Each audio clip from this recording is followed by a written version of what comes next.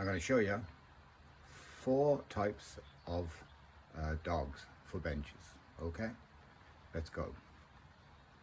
First type of dog for a bench is the pop-up dog, and they work like that. They pop up and they stay down. Then we have the push-up dog, again another vertical type of dog.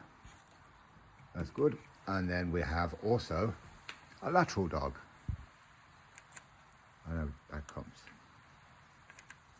And then the other type of lateral dog is the real dog, who's also lateral. There we go, Eva. Have a good kip, Kelly.